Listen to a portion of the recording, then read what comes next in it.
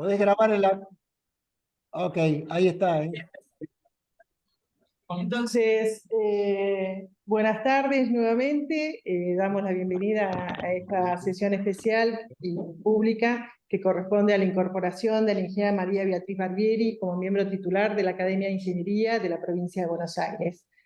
Es un gran honor compartir este evento, tanto con quienes están aquí presentes, que son muy buena concurrencia, como también quienes se encuentran conectados desde lugares muy remotos.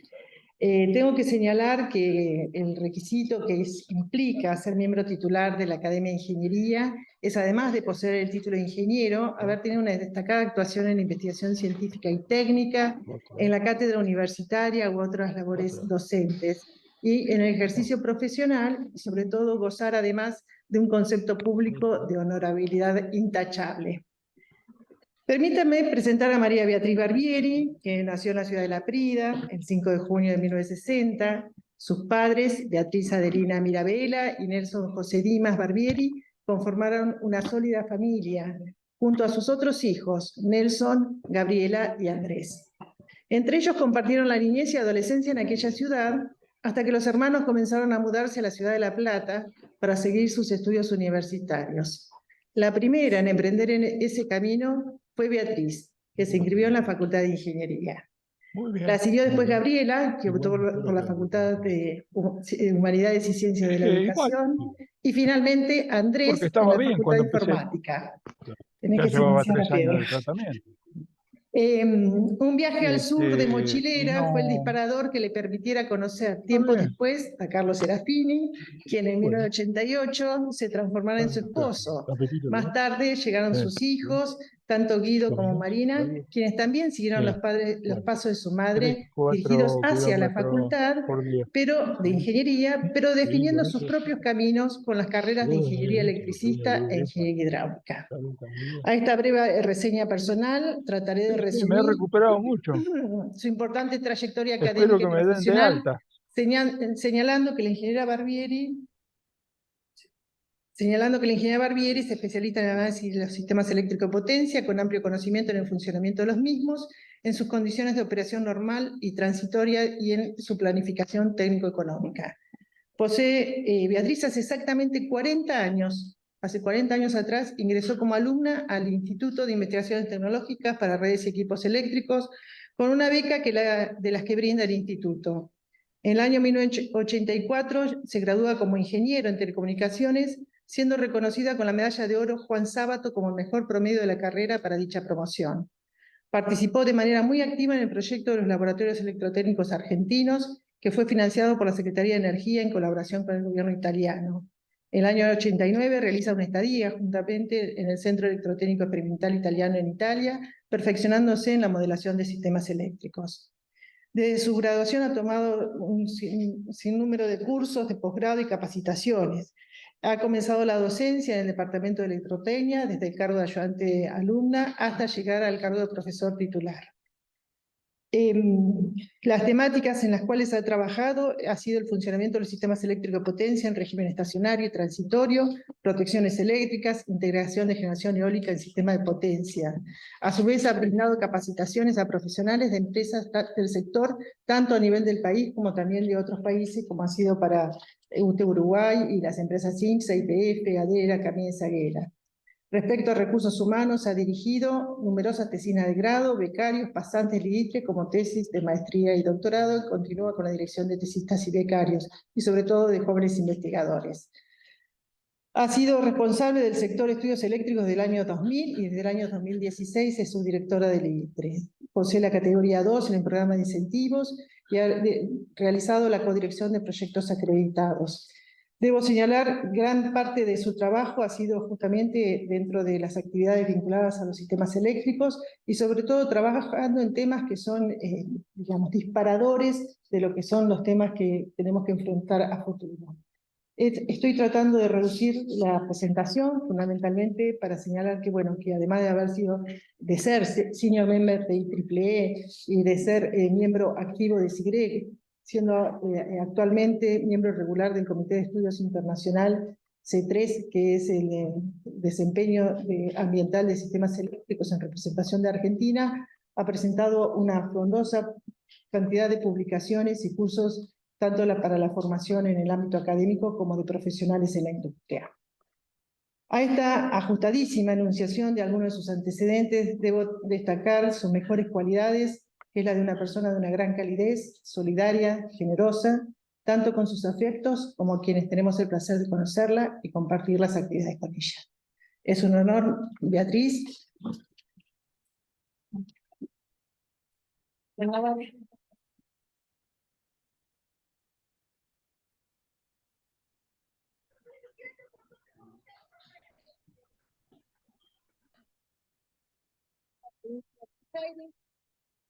Y hacemos entrega del diploma que así lo acredita, como así también la medalla recordatoria de este momento.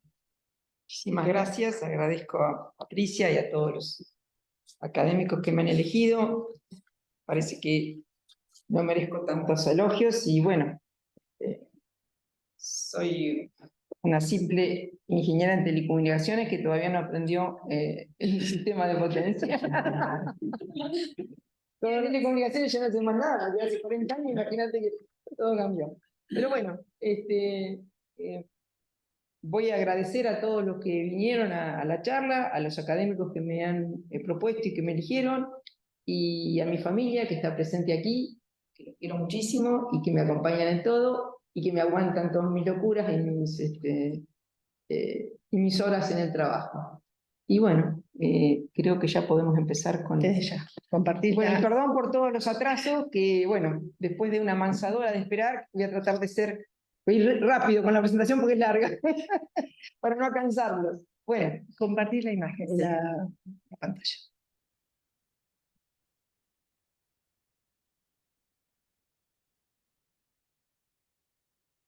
Esta no estará. Sí. Abajo.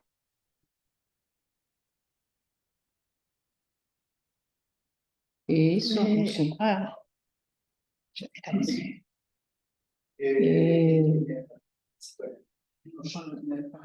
Yo tengo que poner admitir acá, ¿no? Sí. Bien. Yo, como ingresante a la academia, debo elegir un sitial, que es como un lugar que en este caso yo lo he elegido, es un lugar preferencial que yo elijo, y lamentablemente, ¿por qué digo lamentablemente? Porque hace muy poco nos dejó Luis Julián Lima, el 28 de julio de este año. Lamentablemente tuvo que ocurrir la triste noticia del fallecimiento de Luis para que yo hoy lo pueda elegir como sitial en la Academia de Ingeniería de la provincia de Buenos Aires. Luis nació en octubre del año 1936 en la ciudad de La Plata. Como buen platense, fue alumno del Colegio Nacional, obtuvo el título de ingeniero civil, se especializó en el Centro de Altos Estudios de Hormigón Armado y Pretensado en París, llegando a construir alrededor de 100 puentes. Me llamó la atención el número 100 puentes, pero después pensé, construyó no solo puentes de hormigón, sino puentes en las relaciones humanas e institucionales, lo cual suele ser una tarea difícil que lo describen como un gran humanista. Defensor de la universidad pública, recorrió su vida entre las aulas y pasillos de la Facultad de Ingeniería y de la Universidad Nacional de La Plata, donde pasó por todos los estamentos hasta llegar a ser director del Departamento de Construcciones, decano de la Facultad de Ingeniería, en 2 oportunidades, y presidente de la Universidad Nacional de La Plata en 3 periodos, 92-95, 95-98, 98-2001. En el año 2003 fue convocado por el intendente de Junín como rector organizador de la Universidad Nacional del Noreste, tarea que desempeñó con compromiso, pasión y una gran sabiduría, manteniéndose firme en el objetivo de crear la universidad del siglo XXI, comprometida con su tiempo y su territorio.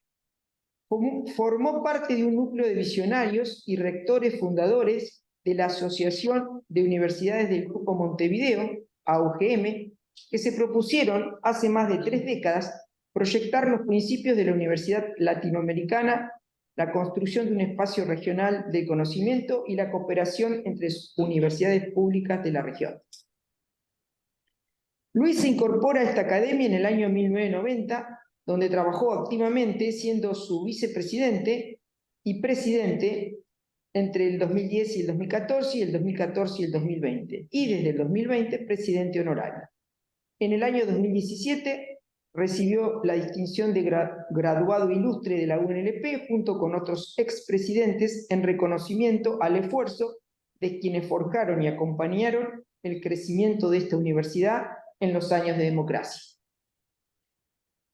Fue el presidente fundador de la Unión Internacional de Laboratorios Expertos en Materiales, Sistemas y Estructuras de Construcción, correspondiente al grupo latinoamericano, el LAT-RILEM, nombrado Fellow del RILEM en el año 2015 y además fue miembro ilustre de la Federation International de Botón, siendo nombrado como un miembro vitalicio en el año 2006 y como Fellow en el 2020.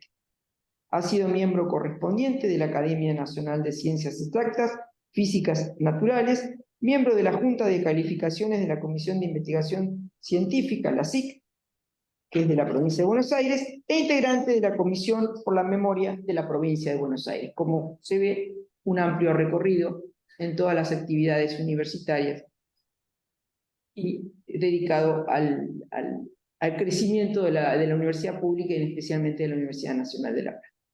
Bien, pasado esto, podemos empezar la presentación. Mi presentación, bueno, ¿anda? No anda, no pasa. Siempre pasa algo.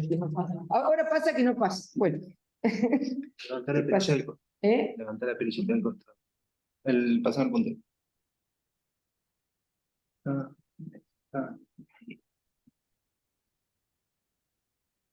Voy a salir y voy a volver a entrar, me parece. Y hacer clic en la presentación.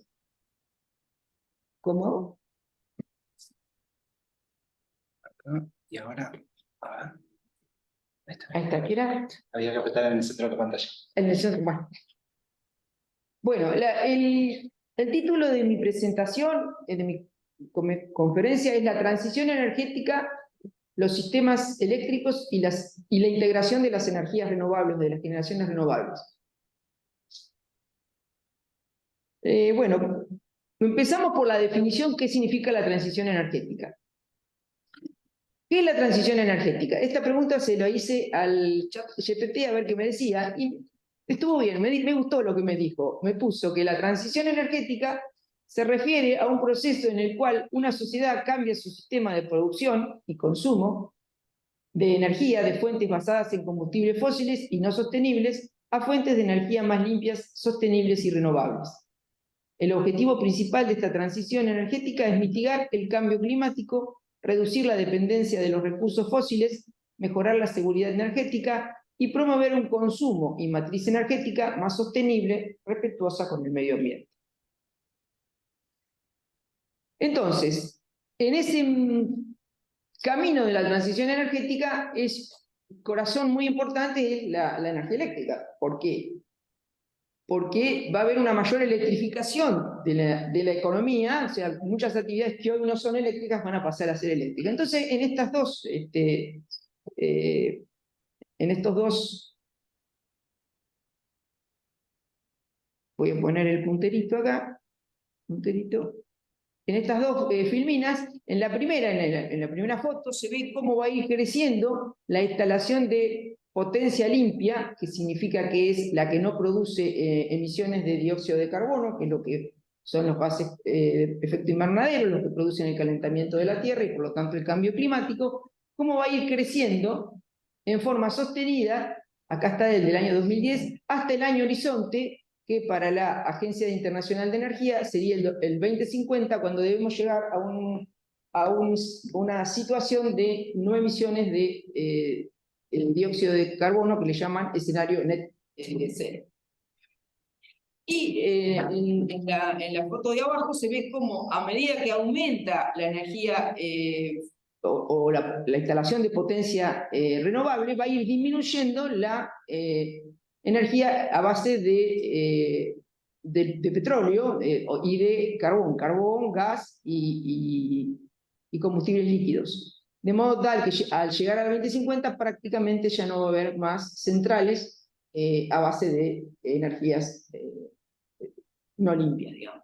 En esta otra foto se ve, o figura, se ve cómo se debe trabajar para llegar a este escenario del 2050 con las distintas actividades. Una es el crecimiento de las renovables, por ejemplo, para un año como el 2030 deberíamos triplicar la instalación de energía solar, en general todas las renovables, solar, fotovoltaica, eólica. Y deberíamos multiplicar por 2 las mejoras en las eficiencias, en gastar menos energía para las actividades que tenemos. Y reducir las emisiones de metano en un porcentaje del 75%.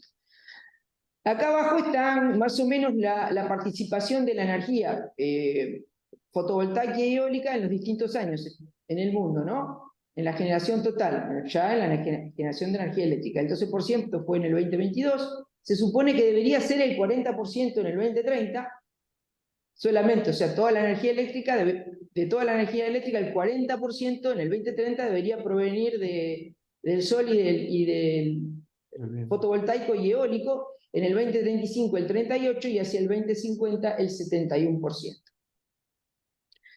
Acá otra cosa interesante, que hacia el año siguiente, que es el 2050, el 90% de toda la energía debería ser renovable, y de ese 90% el 70% debería ser fotovoltaico y eólico. Esto un poco para poner el contexto de cómo se va a modificar el sistema eléctrico que conocemos hoy día.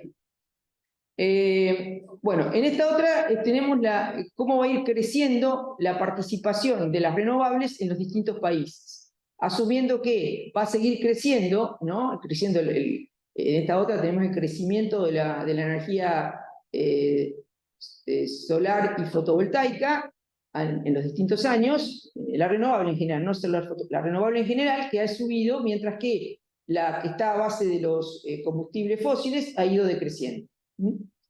Fíjense que en el año 2002 el 15% de la potencia instalada por año era renovable, y en el 2022 el 83% de la capacidad instalada por año es renovable. Entonces, el tema de la penetración, que es esta otra figura, me indica que actualmente, en el año 2022, el año pasado, hay países como Dinamarca que tienen una fuerte participación en las renovables en su matriz energética, básicamente la eólica y un poco de solar. También Irlanda, Alemania, España. Pero hacia el 2030 va a haber muchos más países que van a tener que crecer en sus energías renovables, de modo que la penetración de la energía renovable en la matriz energética eléctrica va a ser del orden del 40%. En esta otra filmina se ve cómo de la energía total que consumimos los seres humanos en la Tierra, en el año 2020 el 63% era fósil, el 22% era electricidad. Esto es, en esta parte de electricidad, esta parte sombreadita sería la que corresponde a la generación a base de fósiles, y este 28% es renovable. Hacia el año 2050, esto que es el 22%, o sea que de toda la energía total, el 22% pasa por el sistema eléctrico, va a pasar el 51% por el sistema eléctrico. Y la participación de las renovables va a ser del 91%. Con esto volvemos a insistir con que el mundo se va a electrificar. Acá en esta otra, con estas escaleritas, se ve cómo va a ser para los distintos años, o sea, el 2020, el 2030 y el 2050, las incorporaciones de las distintas fuentes de energía. Se ve que así como aumenta el eólico y el solar mucho, va a ir disminuyendo las que no son renovables, hasta llegar a un escenario al final como este, donde la mayoría es sol, viento, un poco de hidráulica y otras renovables, y un poquitito, muy poquito de no renovable. Bueno, en realidad entonces ya estamos en la transición, ya estamos trabajando para la transición, los países están instalando grandes cantidades de generación renovable, pero hay tanto interés por participar en este negocio de las renovables que hay cola de generadores esperando que le acepten que entren al mercado, que no les dejan entrar. Y las causas son varias. En principio, hay en la cola actualmente alrededor de 3.000 gigavatios, o sea, serían 3.000 megavatios, ¿no? 3.000. 3 millones de megavatios, que es un montón. En Europa hay 60 gigavatios esperando, y en nuestro país, para tener una idea, se hizo hace poco una licitación tipo Matter, de estos de que son del mercado eléctrico de las renovables, por 1.000 megas, que presentaron 5.000. O sea que hay un gran interés por el tema de las renovables. Los problemas de las colas y por qué no entran los que quieren entrar, puede ser, por un lado, la aceptación social y las limitaciones en los sitios disponibles. ¿Esto qué significa? Que si bien la gente muchas veces apuesta por las renovables, cuando empieza a ver que el paisaje se llena de molinos y de instalaciones solares, ya no les gusta tanto, porque ellos querían ver el horizonte y el paisaje bucólico. Entonces, lo mismo que por ahí puede ser un incentivo a decir, ay, no, yo quiero todo verde, después lo ven y no lo quieren tan verde.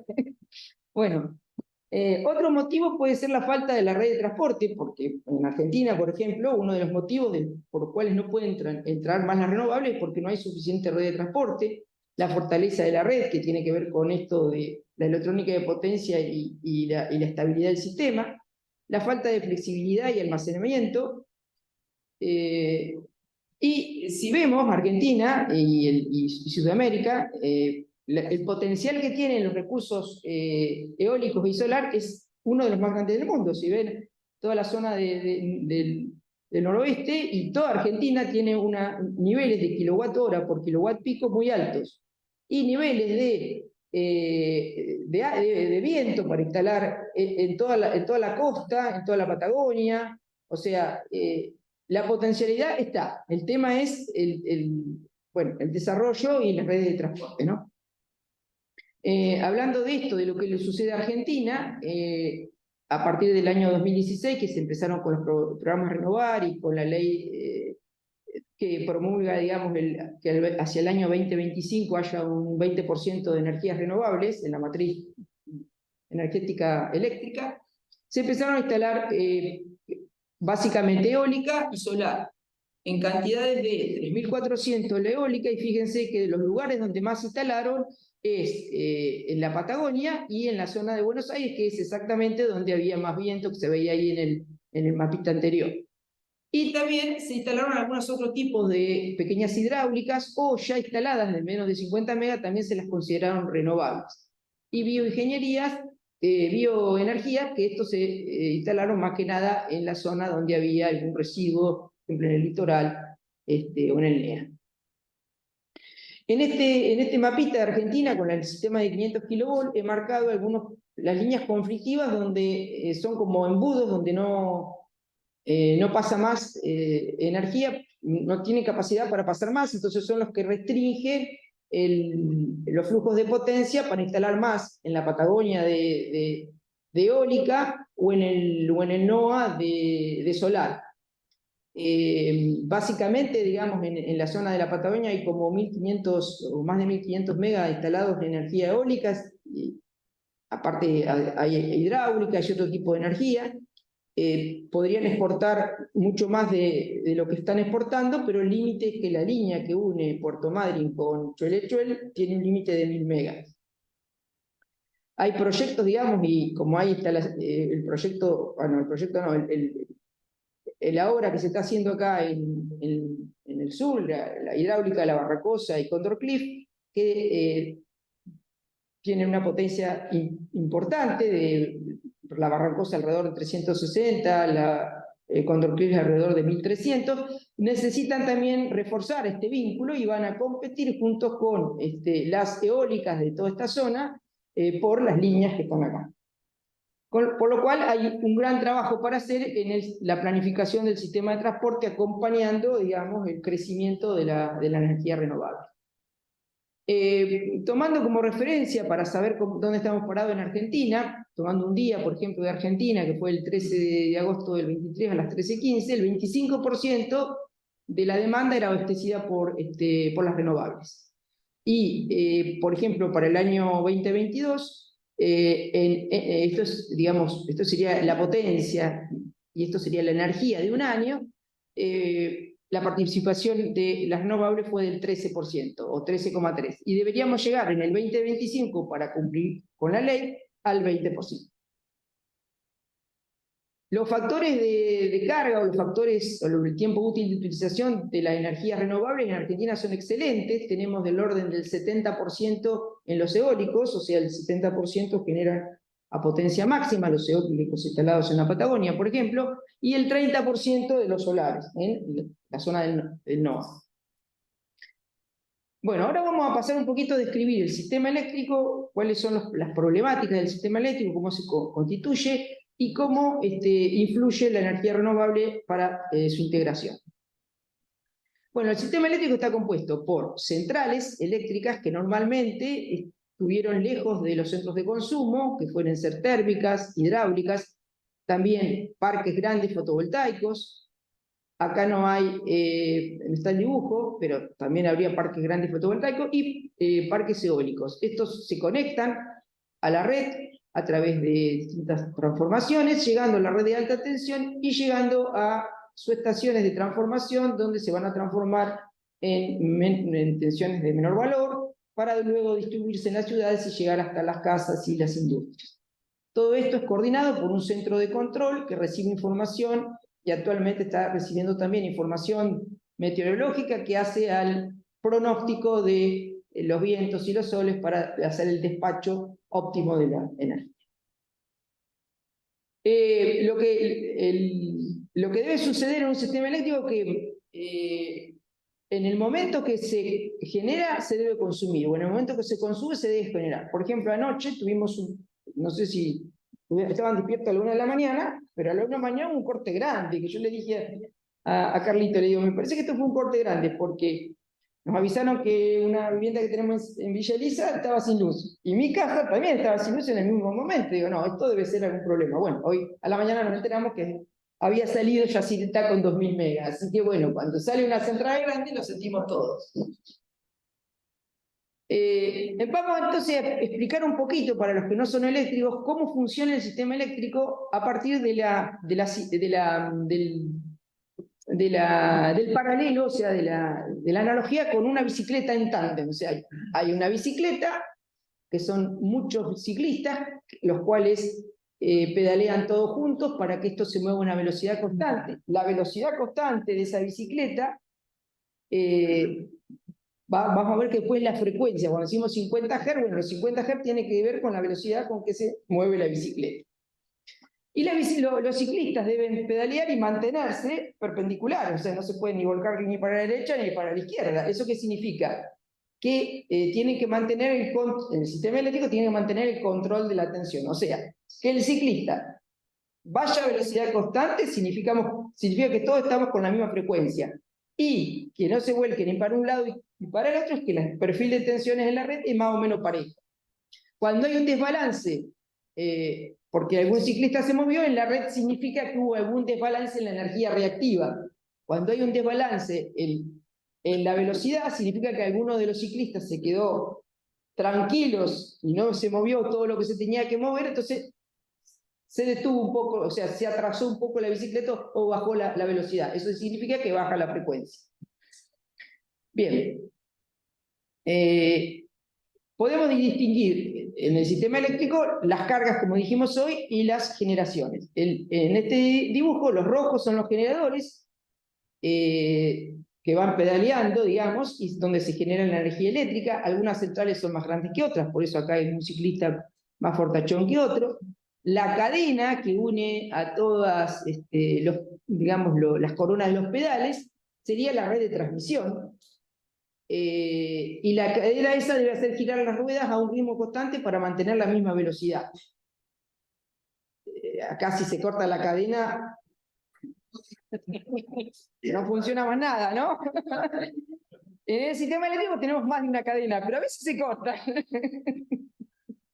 Bueno, y el movimiento de pedaleo, que es la energía, se transmite a la cadena mediante un engranaje, y eso sería la conversión electromecánica del movimiento de giro de la turbina en una central eléctrica y la red eléctrica de alta tensión.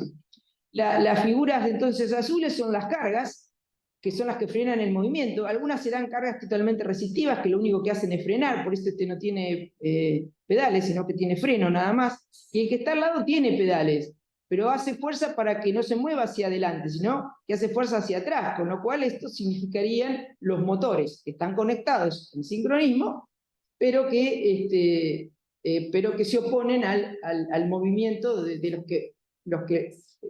los generadores o de los que representan la energía que mueva el sistema. Bien. Entonces, ¿qué es la fortaleza de la red? La fortaleza de la red es la habilidad del sistema en un determinado nodo a resistir a cambios en amplitud y o la fase de la tensión frente a eventos impuestos de forma externa, especialmente ante fallos. Bueno, todo eso que lo entiende un ingeniero eléctrico o los que entienden en electricidad, con esta analogía, ¿qué sería? Que podamos mantener a la bicicleta en tándem en equilibrio, que no nos volquemos para ningún lado, y que a su vez la velocidad sea más o menos constante. Esas serían las dos cosas. Eso, o sea, que el sistema de bicicleta se mantenga perpendicular al terreno y que no vuelque, significa que los generadores reaccionan rápidamente con lo que se llama la potencia reactiva para mantener la tensión constante. Y si alguno de los generadores empieza a pedalear con menos fuerza o se baja de la bicicleta, habrá otro que tendrá que pedalear un poco más para volver a la velocidad, al valor, previo, que es el valor de referencia, y eso significa que la frecuencia tiene que ser constante y eso se hace a través del equilibrio en la potencia activa, en la potencia que genera trabajo. Bueno, entonces vamos a tratar de que entendamos, por supuesto, los eléctricos lo van a entender muy fácil, y los que no son eléctricos voy a tratar de explicarlo. No es muy fácil explicar lo que es la potencia de cortocircuito. Primero, pues se llama potencia de cortocircuito. Entonces, uno dice, yo tengo un generador y en bornes de mi generador hago un cortocircuito, junto este nodo a la Tierra. Entonces, hay potencia en este punto. Y bueno, si la potencia es el producto de la tensión por la corriente, la tensión es cero, no hay potencia.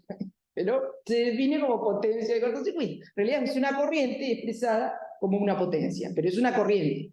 Entonces, un generador sincrónico tiene la característica de que tiene una corriente relativamente alta, del orden de 5 veces la nominal, cuando yo hago un cortocircuito en sus bornes, y lentamente va a ir decreciendo con una pendiente, que es una constante de tiempo, que tiene que ver con un periodo que se llama subtransitorio, que dura alrededor de 4 o 5 ciclos. Luego viene un periodo que es transitorio, que dura más, alrededor de un segundo, donde la corriente, si bien sigue siendo grande, va a ir decreciendo.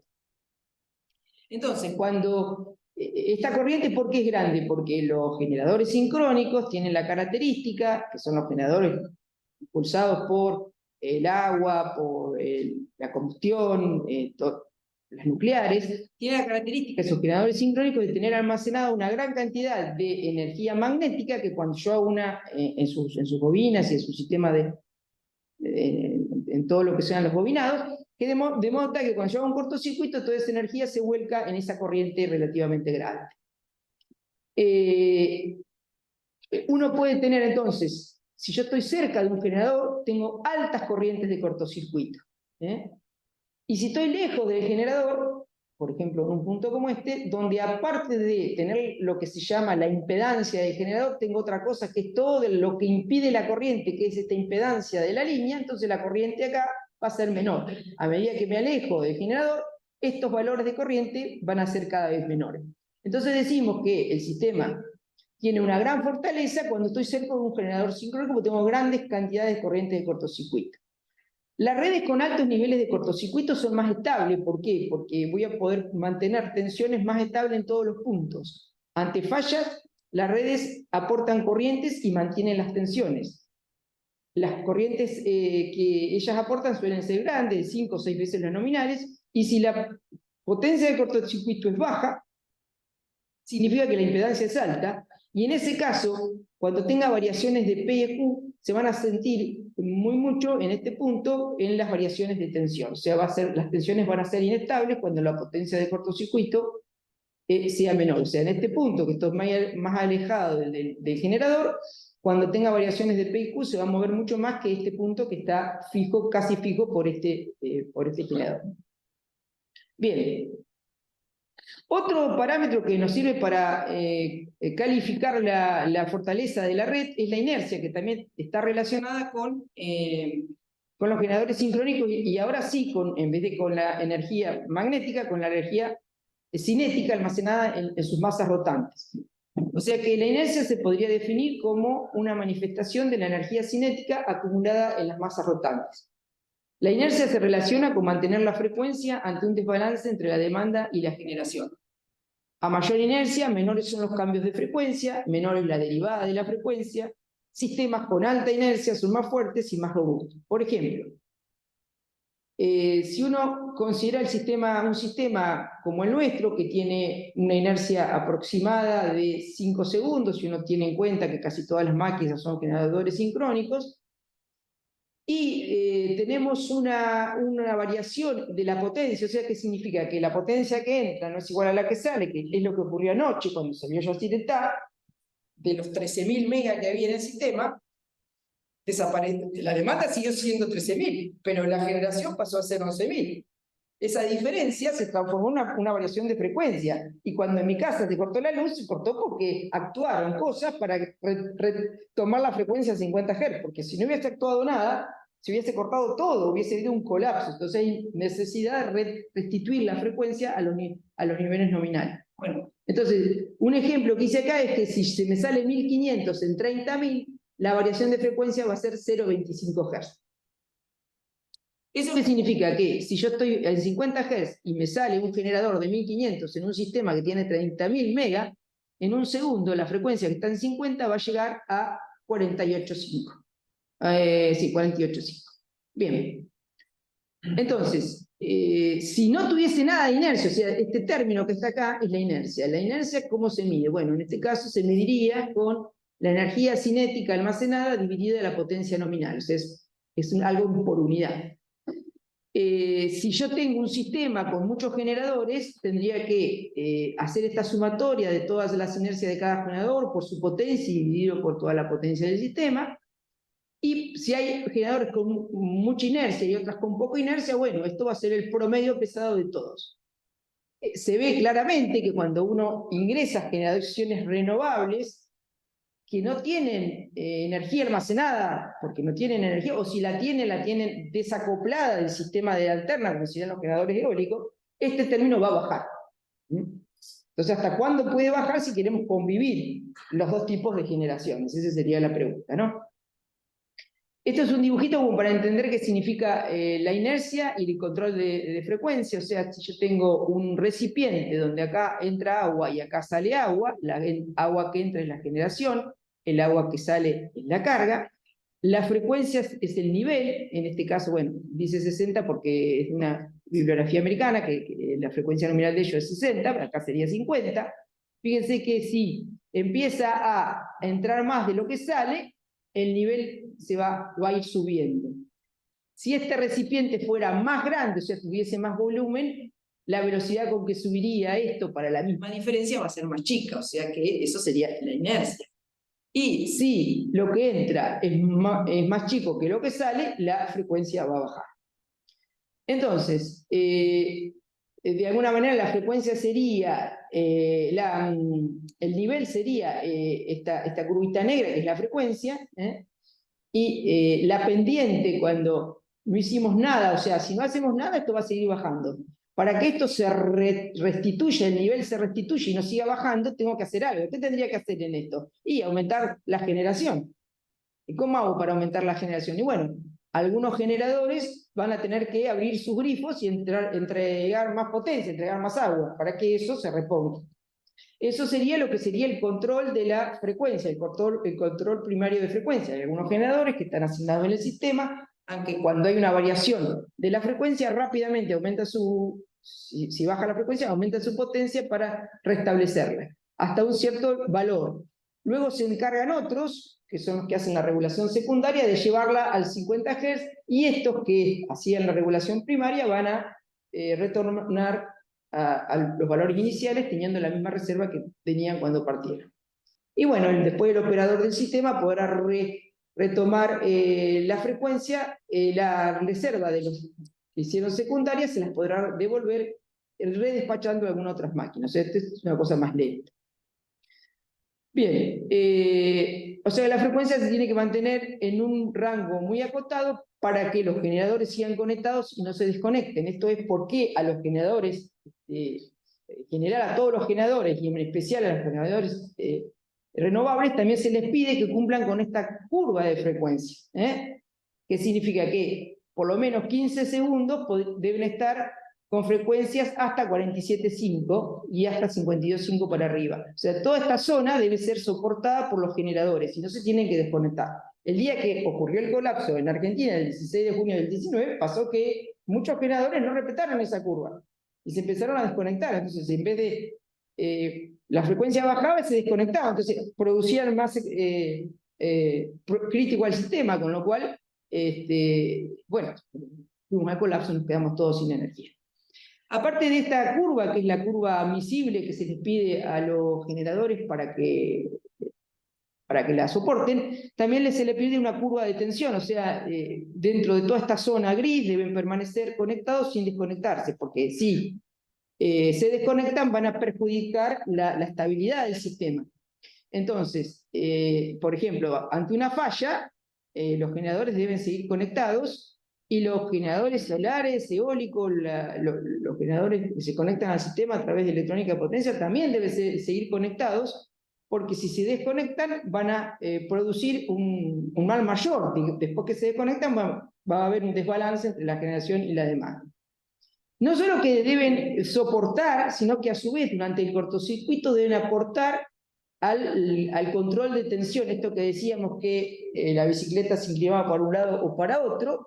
Bueno, si se está inclinando para un lado, deben aportar para el otro para lograr recomponer la tensión y llevarla nuevamente a los valores dentro de los rangos nominales. Esta es toda la curva que se le pide a los generadores de aporte de reactivo. El reactivo es lo que controla la tensión. Cuando las tensiones son bajas, tienen que aportar reactivo al sistema, y cuando las tensiones son altas, tienen que absorber reactivo. O sea, no solamente tienen que tolerar las fallas, tienen que tolerar también cuestiones de desbalances, como los recierres monofásicos, que significa que una fase se pierde durante un tiempito, y también que eso va a provocar tensiones y corrientes de una cosa que se llama secuencia negativa, que es fundamental en los generadores, porque puede provocar, y en los motores, puede provocar actuación de protecciones para protegerse, ¿no? Bien, otra cosa que se les pide a los generadores renovables, así como se les pide a los generadores convencionales, es que cumplan con una curva que se llama PQ, o capabilidad, curva de capacidad, la cual debe cumplir ciertos requerimientos, tanto el solar como el eólico, y a su vez que se haga control de tensión, o sea que los generadores renovables deberían controlar la tensión con algún método que, de acuerdo al operador del sistema, en nuestro caso CAMESA, le diga si tienen que hacer un control proporcional tipo DRUP, o por caída, o un control integral, o a veces control de potencia reactiva o control de factor de potencia. A los primeros generadores renovables se ponían con un Q constante o un coseno de Phi constante. Hoy por hoy se les pide que hagan control de tensión prácticamente como un generador convencional, y que cumplan con esta curva de potencia activa, potencia reactiva, que puede funcionar en cualquier punto acá adentro. Bien. Entonces, ¿qué problemas tenemos? Se nos van a ir presentando a medida que vayan aumentando las generaciones renovables en nuestro sistema. El impacto de la generación renovable está presente en todas las tensiones, porque van a conectar, hoy por hoy conocemos grandes parques conectados en distintos puntos, pero también ya vamos a empezar a ver en nuestro país los techos de las casas con paneles solares o generaciones tipo renovable a nivel de baja tensión. También vamos a ver los famosos cargadores, ahora creo que viene acá, a nivel de baja tensión va a haber cargadores de batería, para lo cual vamos a tener que reforzar el sistema de transmisión y el sistema de distribución. O sea, por un lado, para transmitir grandes montos de potencia, como vimos hoy, necesitamos reforzar la transmisión, pero sí consideramos que van a ir incrementándose sustancialmente los autos eléctricos, necesitamos reforzar todo el sistema de distribución porque se van a conectar a nivel de distribución. A su vez, se le va a sumar a esto que decíamos hoy, la electrificación de otras actividades, el producir calor, por ejemplo, en nuestras casas hoy estamos acostumbrados a tener calefactores a gas. Bueno, como el gas es un combustible fósil, lo vamos a ir reemplazando por calefacción eléctrica, con lo cual el sistema eléctrico va a tener que ser más robusto para entregar esa potencia adicional. También se prevé que haya una gran producción de hidrógeno verde, que está muy en boga hoy día, y ese hidrógeno verde para producirse es a través de electrólisis, y la electrólisis a través de energía eléctrica. O sea que si tenemos electrolizadores que si bien toman la energía de sistemas renovables, también van a estar conectados a la red y van a producir un impacto sobre la red eléctrica. En todo este contexto, la digitalización ayudará a la coordinación de todos esos recursos y tenemos que tener presente que los sistemas de transmisión van a tener también como recurso para su flexibilidad las transmisiones continuas y los equipos FACS, que van a permitir redirigir los flujos en el sistema. Bien. Otros temas de investigación que hacen a los sistemas renovables y que hace el desarrollo tecnológico de los sistemas eléctricos es la seguridad cibernética, a través de que todo el sistema va a estar digitalizado con comunicaciones entre ellos. Entonces vamos a estar expuestos a los hackers, no solamente a nivel hoy por hoy de las redes o del banco, sino también de las transmisiones eléctricas, ¿no? Tenemos por otro lado la integración de la electrónica de potencia en todos los niveles, esto lo que después vamos a ver un cachito adelante, la necesidad de almacenamiento para lograr compensar la intermitencia de la generación eólica y la fotovoltaica, el almacenamiento en bombeo, en hidrógeno, en amoníaco, en baterías, la protección de las redes, incluidas las de baja tensión, con componentes activos, la planificación de la red, donde nosotros estamos acostumbrados a planificar la red, donde en general la generación era fija y la carga iba a ir creciendo. Bueno, ahora la generación se transformó también intermitente, en variable, y tenemos que tenerla en cuenta en la planificación. La integración de redes de HVDC y las redes de alterna, sistemas de corriente continua que van a estar embebidos en los sistemas de media y baja tensión, y van a convivir sistemas de continua con sistemas de alterna. Hay que desarrollar herramientas de análisis y modelización, o sea, por ahora nos arreglábamos con modelos de valores eficaces, de secuencia directa, para estudiar la estabilidad del sistema, porque las frecuencias eran de un orden, de una magnitud, y los creadores sincrónicos los conocíamos muy bien y sabíamos cómo funcionaba, pero ahora con la electrónica de potencia eso ya no es suficiente y necesitamos desarrollar nuevos modelos, inclusive introducirlos en modelos con MTP, o sea, con lo que le llamamos MTP, que es los transitorios electromagnéticos, ¿no? Porque los tiempos asociados a la electrónica de potencia tienen que ver con los tiempos de los transitorios de la energía electromagnética. Mientras que los RMS eran más por el tema de electromecánicos. Bueno, va a haber una interdependencia de la electricidad con otras infraestructuras.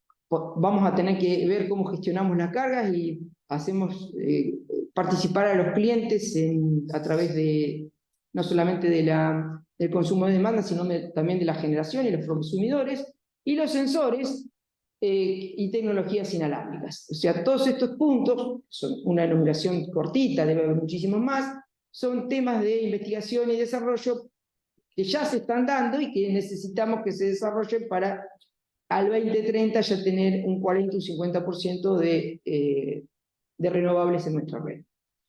Fíjense que en este dibujito está cómo sería el sistema hoy, que hay pocos inversores, digamos, los inversores son los que conectan a los paneles solares a la red de alterna. Los paneles solares generan en continuo y se inyectan a la red alterna a través de los inversores. Y los generadores eólicos, que también en general ahora se llaman full converten, que tienen un acoplamiento o un desacoplamiento de lo alterna del giro por el viento a la alterna del sistema eléctrico. Básicamente los inversores actuales se llaman grid following porque siguen a la red y necesitan para funcionar una cierta fortaleza porque van a determinar el valor de P y Q que generen en función de la tensión que midan. Y esa tensión no va a estar impuesta por ellos, sino por el sistema estándar. Es por eso que se están estudiando en distintos puntos de la red eléctrica, por ejemplo, los chilenos se están estudiando mucho porque ellos quieren descarbonizar todas sus matrices eléctricas, que tenía muchas instalaciones a carbón, entonces estudian cómo van a perder la fortaleza y cuáles son los niveles mínimos de fortaleza que tienen que tener para que siga funcionando la red y que no se le colapse. La fortaleza entonces tiene que ver con que como va a haber más generación de tipo solar, fotovoltaica y eólica, la potencia de cortocircuito va a disminuir porque no va a haber generadores sincrónicos y los generadores que pongo, no solamente que no me aportan, sino que me consumen, o sea, no que me consumen, necesito que exista una buena potencia de cortocircuito para que funcionen adecuadamente. Entonces, por ejemplo, si la relación de cortocircuito, que es el valor de la potencia de cortocircuito sobre la potencia de instalación de inversores, es menor que 1,5, no me aseguran que van a funcionar bien. Entonces, algo hay que hacer en lo inmediato para que funcione bien. Después de 3 o 4 veces, el funcionamiento puede llegar a ser más o menos correcto. Y en esta parte amarillita habría que ver si no hay que ajustar algo, porque no solamente es el inversor que tengo en mi punto de funcionamiento, sino el que está al lado, el que está un poquito más allá, que cada uno tiene sus sistemas de control, y cada sistema de control, el propietario es el fabricante, que a veces no te cuenta todo. Entonces, hasta que no está funcionando, hay muchas cosas que no se saben ni se pueden estudiar. Es una cuestión. Hay cosas que, bueno, se han instalado y después se han dado cuenta que estaban funcionando mal. Bueno, ¿por qué no se estudiaron? Porque no estaba toda la información para estudiarla. Bueno, este es un dibujito de cómo en distintos lugares de la Tierra, digamos, de islas, que ya acá abajo tienen el valor de la potencia, ¿no? Del sistema. Por ejemplo, 1 es 1000 megas, que son 1 giga. Estos serían 100 megas, estos serían 10 megas, esto sería 1 mega. Islas pequeñitas funcionan con 65% de renovables, por ejemplo, en energía, o sea, energía anual, y con un 100% de renovable en algún momento del día. Con lo cual estas ya tuvieron que ir al grid forming, que es el otro modelo para el control de los inversores, porque tienen que funcionar prácticamente sin generadores sincrónicos, no va a haber ninguno. Lo que pasa es que en estos lugares es relativamente sencillo porque son pocos los que hay que coordinar y ajustar. El problema es que en los sistemas más grandes, cuando hay que tener reglas claras de cómo debería funcionar cada uno por separado para que cuando se conecten en el conjunto del sistema eléctrico sigan funcionando correctamente. Entonces, la medida que un ejemplo de lo que está haciendo puede ser Irlanda, que es una isla que tiene actualmente el 36% de energía renovable y en algún momento del día tiene el 70% de generaciones en inversores.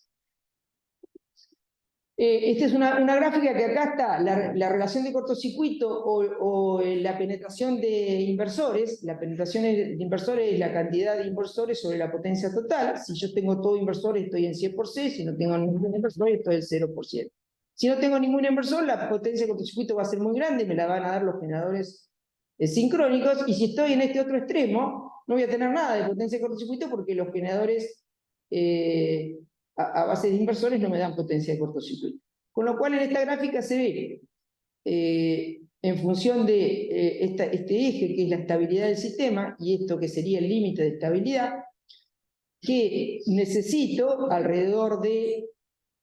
hasta alrededor de 4 o 5 veces relación de cortocircuito y alrededor del 20, 25, 30% de penetración de renovables, con los sistemas actuales de grid following, ajustados como los fabricantes lo hacen actualmente, funcionaría. Pero a medida que me voy corriendo hacia este eje, cada vez necesito precisar más, interactuar con los fabricantes, hasta cuando llego al 70% debemos sí ya pasar a un sistema de control diferente, que no es el actual, sino que se llama grid forming.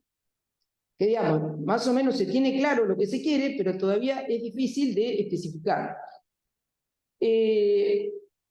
En esta transparencia lo que está dibujado acá son casos que hemos hecho con nuestros sistemas de simulación para el sistema patagónico, para el sistema de San Juan, digamos, de energía, donde hubo un caso, digamos, de formación de isla del sistema patagónico con una gran cantidad de energías eólicas. Acá se ve un rápido crecimiento de la frecuencia, después acá se produce una desconexión automática de generación eólica, entonces la frecuencia comienza a subir más lentamente hasta que acá se produce la desconexión de otros parques que no se deberían haber desconectado y baja la frecuencia.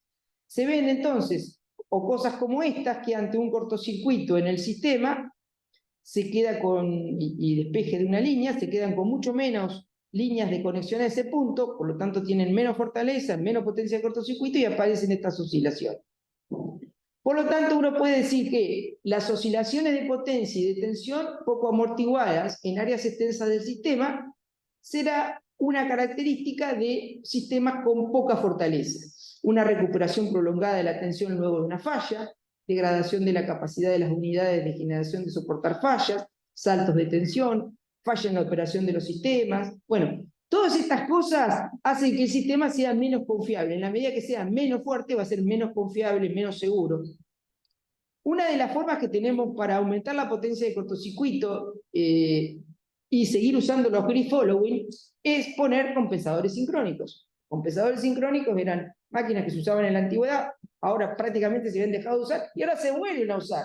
¿Por qué? Porque agregan potencia de cortocircuito, control de tensión, y a través de estos volantes de inercia que se conectan, pueden aportar inercia. Entonces, son como máquinas sincrónicas, pero no tienen la máquina de impulso. No hay que poner combustible acá. Solamente aprovechamos las cosas que le da fortaleza al sistema, que es la inercia y la potencia de cortocircuito. Entonces, en lo inmediato, como todavía no están claras las reglas que hay que poner y cómo deberían ser en sistemas grandes, interconectados, la especificación de los sistemas de control grid-forming, se utilizan estos sistemas. Bueno, vamos para hacer una descripción muy somera de lo que es un grid following y lo que es un grid forming. O sea, el grid following es el que sigue a la red. El grid forming es el que forma la red. Un generador sincrónico sería un grid forming, que estaría dando la forma de la tensión que necesito.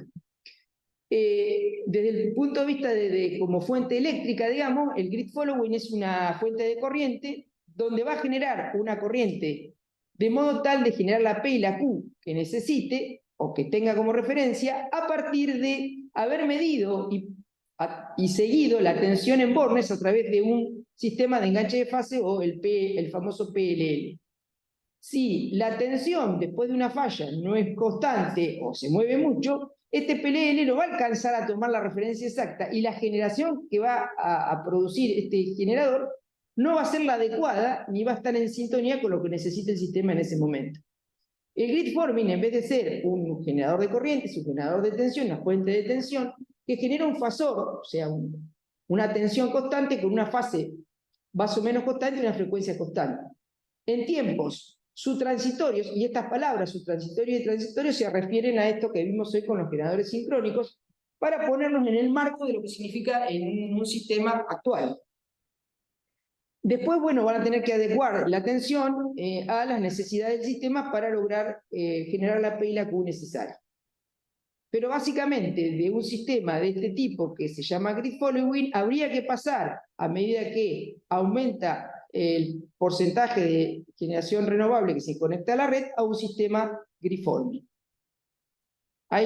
Los que saben de control entenderán más que yo qué es esto, pero hay varias formas, digamos, de lograr este gridforming, uno es emular la máquina sincrónica virtualmente, otro es hacer un control basado en caída de potencia, o sea, los drupes de potencia activa y de potencia reactiva, y otro sería un sistema que se llama non-linear control, que es un oscilador virtual, oscilador no lineal con banda muerta. Estos desarrollos de grid forming y de estrategias de control los están estudiando, por ejemplo, en instituciones como en el EPRI, ¿no? Para ver, y bueno, lo están probando y viendo a ver cuál tiene mejor desempeño o performance para lo que están necesitando. Si hacemos una comparación rápida de qué es un grid forming y un grid following, el grid forming controla la magnitud y el ángulo o la frecuencia. El grid following no controla la magnitud ni el ángulo de la tensión, sino de la frecuencia, de la corriente. Puede no utilizar el grid forming y el PLL, necesita utilizar un PLL. Puede diseñarse para funcionar el grid forming, forma independiente, aislado o interconectado. Y depende sí o sí de que existan otros recursos en la red, si no, no puede funcionar. O sea que el grid following no se puede operar con una red de 100% renovable, mientras que sí. Puede proporcionar inherentemente una respuesta inercial, mientras que lo hace, puede controlar frecuencia, pero tiene que tener un respaldo y a su vez tiene un retraso para poder determinar cuál es la P y la Q, necesita saber bien cuál es la tensión. Mientras que la tensión la mantenía fija. Funcionan con SCR menor que 1, funcionan con SCR, que es la relación de cortocircuito mayor que 1, pueden servir para arranque en negro y no pueden servir para arranque en negro. Dentro de los documentos y especificaciones de grid forming hay un montón. Yo puse acá algunos que tienen que ver con estas instituciones y se está estudiando y está en boga. Si ustedes buscan en internet hoy día, está todo el mundo estudiando, todos los que se dedican a estos temas, estudiando estos temas. Por ejemplo, los australianos tienen una publicación muy nueva de este año, donde ellos están especificando en forma voluntaria, porque no es que todos tienen que cumplir con eso, las características de los grid forming. Y es parecido a lo que hicieron los británicos o los finlandeses. Las funcionalidades comunes que tendrían todas estas especificaciones serían que todos se pusieron de alguna manera de acuerdo que necesitan una inmediata respuesta al cambio en el ángulo de fase. En menos de 5 milisegundos ya se tiene que acomodar el grid forming, tanto para la fase como para la magnitud de la tensión. Hay que responder rápidamente a eventos de variaciones de potencia activa a través de una respuesta inercial y un control de frecuencia. Tiene que tener un comportamiento aceptable en los límites de corriente y en las transiciones, porque la electrónica va a tener límites en las corrientes, y cuando se traen los límites, se cambia de alguna manera el desempeño que estaba teniendo, y si esas transiciones no son adecuadas, puede provocar oscilaciones. Tiene que contrarrestar los desequilibrios de tensiones y de corriente, contrarrestar las armónicas, prever amortiguamientos a oscilaciones y prevención de interacción de controles adversos, operar en sistemas con baja fortaleza, operar en isla y el arranque en negro. Son algunas de las cosas que uno puede mencionar del conjunto de todos estos documentos. Bueno, ¿cuál es el desafío para los grid forming? Empezamos con el sistema de potencia y con los ciclistas. Entonces, el grid forming, a la batería le vamos a poder enseñar rápidamente a que se suba a la bicicleta, porque tiene todo el respaldo, digamos, las baterías tienen todo el respaldo de la energía para aprender a andar en bicicleta y subirse al sistema de potencia. Mientras que los solares tienen ciertas restricciones porque tienen la potencia acotada, digamos, por ahí pueden bajar pero no pueden subir rápidamente. Entonces son como unos monitos, que a los monitos nos va a costar más que aprendan a andar en bicicleta y para que se monten en el tándem. Y estos que son mucho más torpes, porque hay que tratar de que aprendan a andar en bicicleta, son los osos, digamos, porque los generadores eólicos, digamos, tienen todo el esfuerzo es posible, pero con un gran esfuerzo de todas las opciones de electrónica, debido al impacto mecánico que puede haber a nivel de sus sistemas mecánicos. Bueno, iniciativas de formación de redes en el mundo hay muchas. Estados Unidos tiene una entre el 2019 y el 2020 para el arranque negro del turbio. Se usaban grid forming para energía renovable, con grid forming para arrancar turbinas. Quizás usaban baterías, no creo que usaban energía renovable, sino baterías. Y fíjense que que, bueno, en la isla de San Eustaquio, en Escocia, convierte, por ejemplo, glifolewin a gliformin y se prueba y funciona, digamos, cuando la cantidad de gliformin es pequeña y uno la puede manejar, es más o menos posible. En Australia están con la conversión de una batería de 150 megas de glifolewin a gliformin. O sea, todos los proyectos están siempre al lado de las baterías. O sea, las baterías, como decíamos recién, rápidamente van a aprender a andar en bicicleta, se van a subir al tándem. Entonces, es lo que dicen, la última reunión, bueno, no sé si la última, la del año pasado, de la PET, la IEEE, en julio del 22, los grandes fabricantes de inversores, que es SMA, Tesla, Hitachi, llegaron a un consenso de que la implementación de las capacidades de gliformin en una batería solo implica modificaciones de software, o sea, software control, y es una solución de bajo costo. Todo lo que se necesita para una adopción generalizada es una especificación técnica clara por parte del operador del sistema, que todavía no existe, y la demanda de los desarrolladores del proyecto. Bueno, estos son todos los temas que fuimos viendo, y acá terminamos.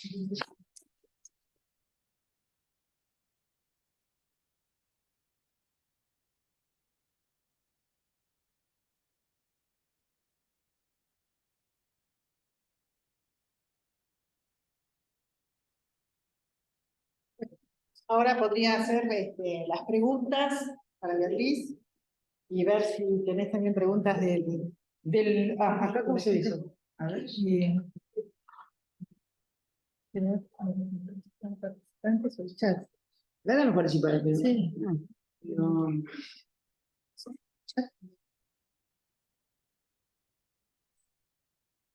Los alumnos, a ver, allá Facundo, ¿qué tenés? Pregunta algo, dale. Bueno, ¿alguna pregunta? Facundo, ¿tenés una pregunta? ¿Qué duda te quedó? Todas. Mario parece que tiene. Mario, no. Mario me las hizo. Así era, Mario, no importa. La acepto. Ahí está. Dale, Daniel. Vamos a un sistema, como decías, hoy la transición energética, la transición más renovable. Ahora, la ciudad es un sistema más caro para la gente o más barato para la gente.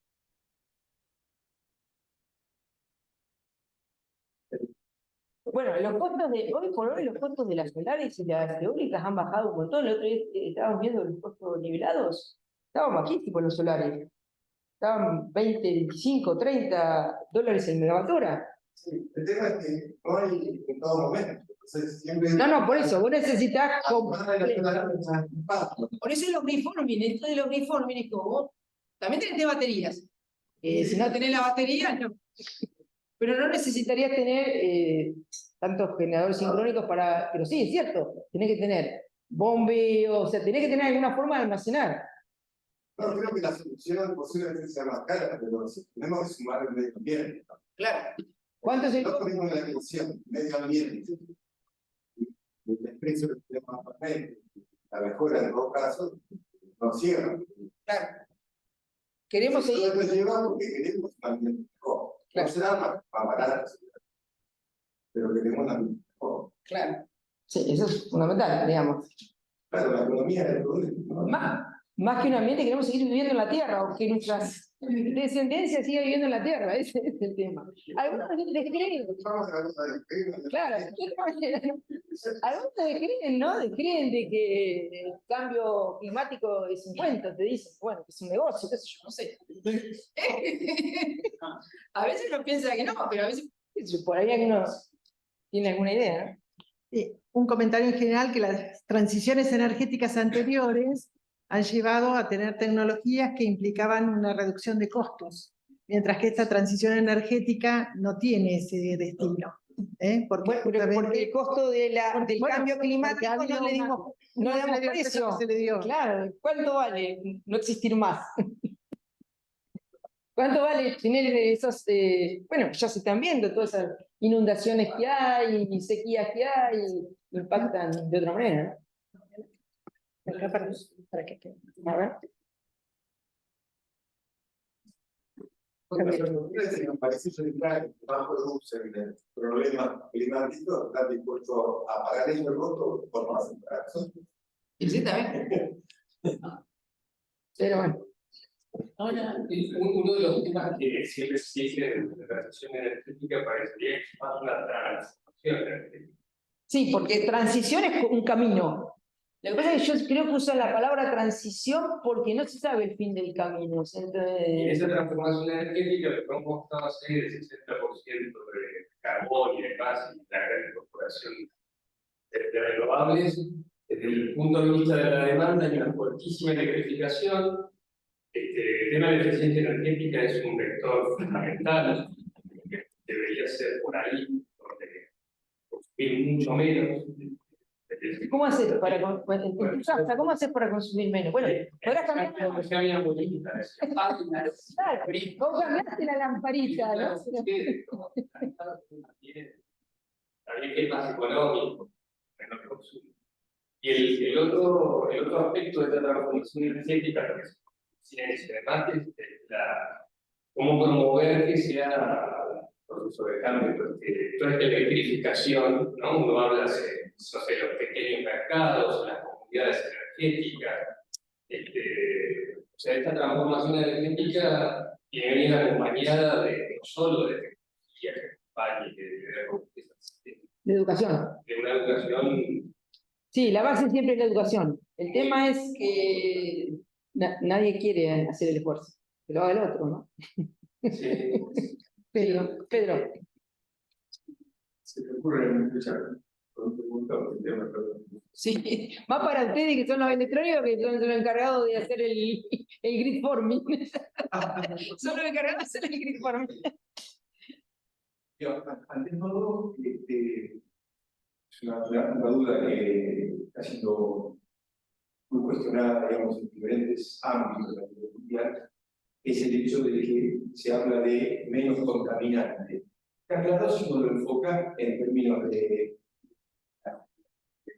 efecto invernadero, digamos, para tomar más claro, que es obvio. Pero los medios de almacenamiento que pasan la batería, que son claves cuando llegues a un porcentaje de claro, muy elevado, sin eso no va a funcionar. Inevitablemente amanece. A la noche no hay energía. Y pasa lo que quiere. Claro. Así, entonces pasan a ser los sistemas de almacenamiento. Los sistemas de almacenamiento hasta ahora son altamente enormes. Claro. Veíamos en el planetario, el ejemplo más grande lo tenemos en este momento con las baterías de los celulares. Claro. Los celulares son los que inundados el planeta y todos tienen su propia batería, lo hemos vivido todos, y el grado de contaminación por problemas que conozco desde el punto de vista tecnológico, pero que hacen a que el reciclado del material no sea muy eficiente, con lo cual está habiendo parte de las políticas que a nivel de cada país tenga hecho. A ver, cualquiera de nosotros hoy tiene una pila, se terminó y no sabe dónde tirar. ¿Verdad? Claro, sí. ¿Verdad? Para tomar casas y ir a buscar en otro lugar. Entonces, ahí hay un terreno muy peligroso, digamos, que algunos consideran que no ha sido tenido en cuenta debido a la parte económica en todo este objetivo el objetivo 2030 y el objetivo 2050. Claro. Hay un terreno muy delicado que puede comprometer sustancialmente esto. Y que todavía no se habla, digamos. Y de que no se habla. Se habla en ciertos ámbitos. Sí, muy reducidos. Y esto, ya viene un poco la pregunta, la verdad, es: hay una alta tecnología, especialmente en el terreno de la electrónica, digamos, y de todo el know-how del control para que esto pueda funcionar, y que en principio, especialmente en el terreno tecnológico, es propiedad de ciertos países. Sí. ¿Verdad? Entonces, el punto es, si lo miramos a nivel global, fantástico, la ecuación cierra. Ahora, si nos empezamos a nivel sectorial, una situación es, por decir algo, California dentro de Estados Unidos, en las áreas de implementación. Tenemos en Argentina. Claro. Más allá de la situación particular que estamos viviendo en este momento, pero que en definitiva nunca es sola, tenemos que comprar todo. Entonces, estos aspectos 500 reuniones que hablan del 2030 y del 2050, que vos has profundizado mucho en el conocimiento. ¿Están siendo tenidas en cuenta? Es decir, ¿hay alguna política que apunta a decir este tipo de recursos que son de interés global para el problema del efecto invernadero? No, ¿Va a implicar una política? debería, pero no está en la agenda, digamos, No está en la gente. de la reunión. O sea, que, Hablan, sí, de qué hacer con los residuos y las políticas, eso, pero no está claro. y la última cortita, de todo esto, ¿cómo entra en este momento la nuclear? No, la nuclear está considerada como... ¿Cómo está prevista?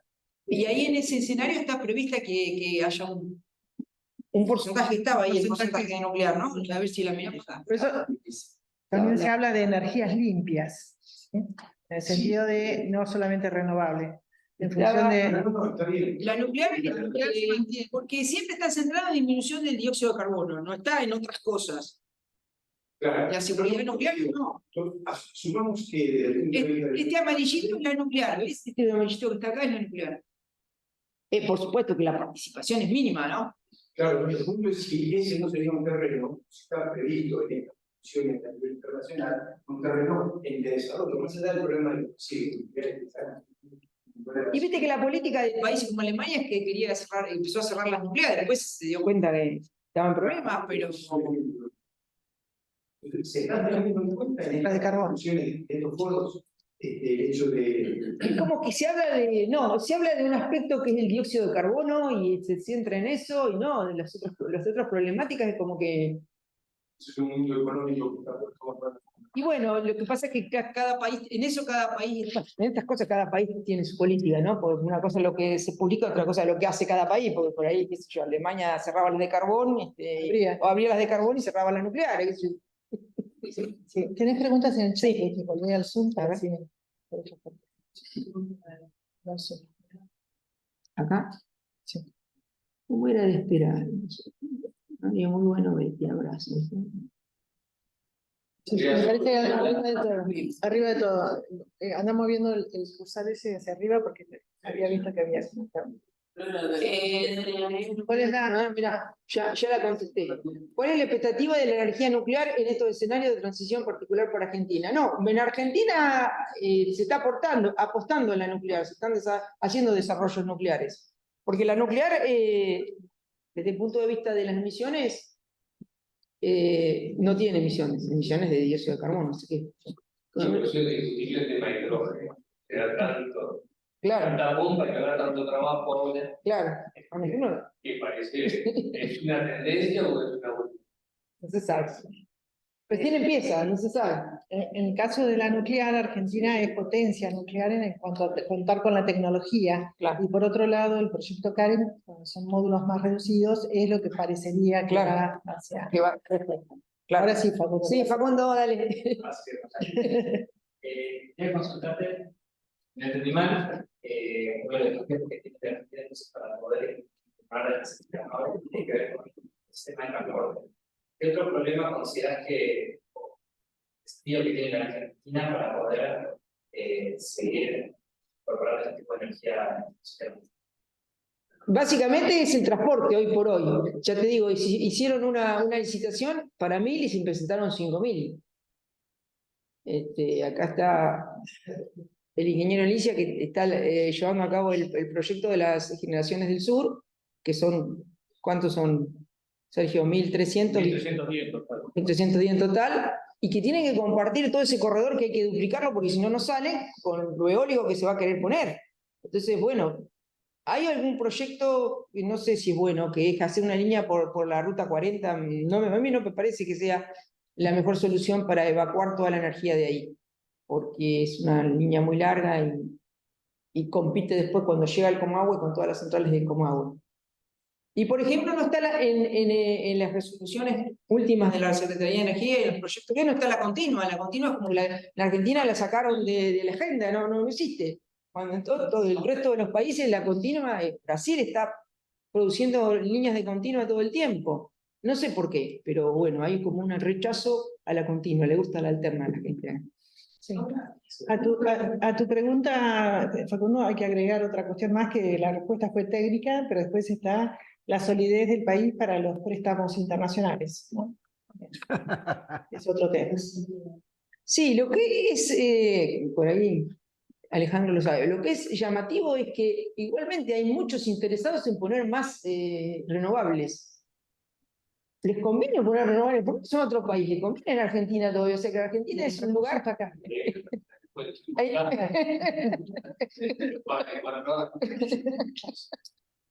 Bien, ¿alguna otra pregunta? Sí. Las Sergio. licitaciones están previendo solar, eólica y le están dando peso al almacenamiento. ¿Almacenamiento? No. Decididamente no. Como que el almacenamiento está desestimado acá en Argentina, no habla de almacenamiento. Ah, Es medio No, toda la región sí hay muchos cosas. sí, pero en Argentina, claro,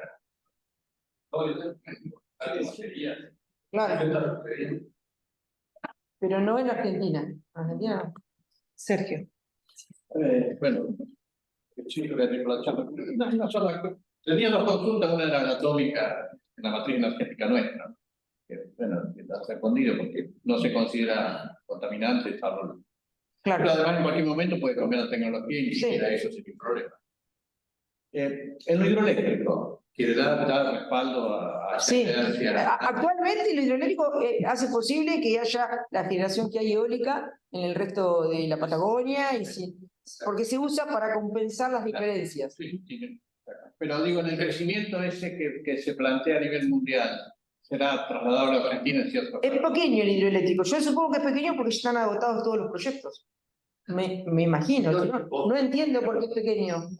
¿Y el costo? El costo. Sí, pero cuando vos lo... Pero que es una obra que no lleva adelante un inversor privado, sino que es una obra que tiene que estar pensada a nivel de las políticas de Estado. Claro. O sea, los particulares, pero yo creo que también, porque hay proyectos hidroeléctricos en Australia, hay algunos. Australia está pensando en hacer grandes centrales de bombeo donde no hay agua, entonces van a llevar el agua para compensar los desbalances con la... Hacer las pilas. Exactamente, las pilas van a hacerse, y tienen proyectos grandes, de hecho. O sea, y los chinos también. Lo que pasa es que en todas estas cosas que yo presenté de China no hay mucho porque no hay información que hacen los chinos, ¿no? Pero seguramente están muy avanzados también. Bueno, agradecemos Sí, no sé si hay alguna pregunta. la presentación. Nuevamente, felicitaciones, Beatriz, y bueno, bienvenida.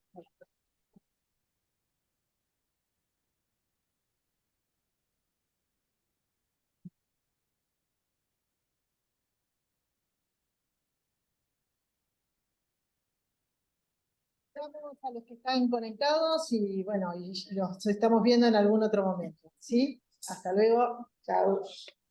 Parar de grabar, poner y